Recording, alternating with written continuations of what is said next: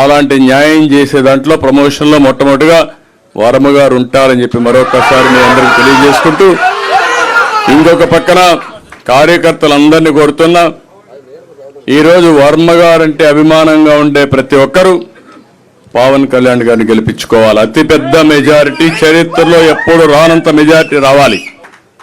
ఈరోజు దుర్మార్గులు వైసీపీని చూస్తే ఒక నాయకుడు పోటీ చేస్తా ఉంటే ఆ నాయకుడు పోటీ చేసిన సీట్లో ఈర్ష్య అసూయ భరించలేకుండా ఇష్టానుసారంగా ఇబ్బంది పెట్టే పరిస్థితికి వచ్చారు.